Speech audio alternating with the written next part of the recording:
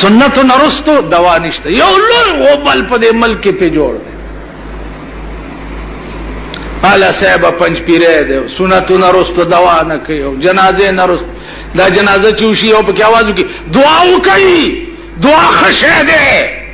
دا به مو مورید دي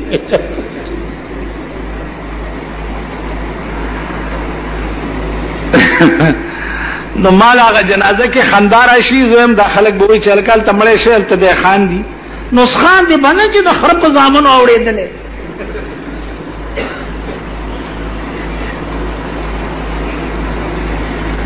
سنت نرست دوا نشته ولی زکا چې رسول الله صلی الله علیه وسلم فرمایلی دي چې صحابه تاسو د کورونو نه ادیره ما جوړوي د مونږ صحیح سچ دا هغه په کور کې کوي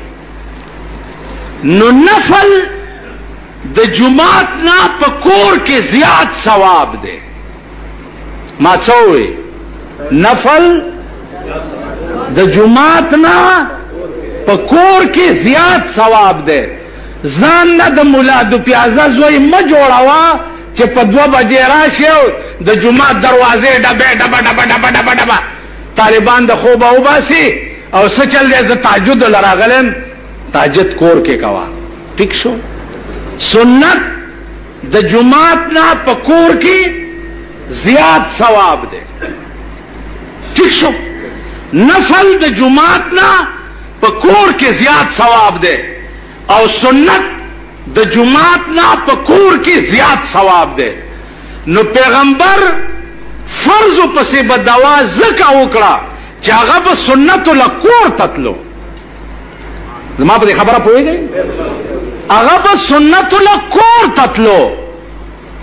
سنت او نفل به په کور کې کول نو فرض پسې به دعا څومره وکړه اللهم انت السلام ومنك السلام تبارک یا ذا الجلال والاکرام دا دعا به فرض پسې وکړه او هغه نه بعد به کور ته لاړو سنت به په کور کې وکړه اوس چې د چا کورونه جمعات سره نږدې دي نو هغوی ته پکار دادي چې فرض په جمعات کې وکړي او سنت له کور ته لاړ شي وخت دیوی جمع کې نفل دی کور کې کوي او فرض ولدي جمعات ته راځي زما په خبره پوهیږئ نو سنت نرستو دوا نشته ځکه چې پیغمبر په سنت په جمعات کې نه کول په کور کې به کول نو ته سنت په جمعات کې کې نو د پیغمبر د عمل خلاف کې کنه کې تاسو خیال راغی سنت نرست دوا نشته ځکه چې پیغمبر نه دا کړي نو پیغمبر خو په مصلی سنت هم نه دي کړي نو ته سنت په مصلی وکړي ارشیتا د انصاف په نظر ګوري ارشیتا د انصاف په نظر بے انصافی مکه مفتی کفایت الله مفتی هند لیکلی دي چې سنت نرستو کچا سنت په جمعات کې وکړه او سنت نرستو دوا وکړه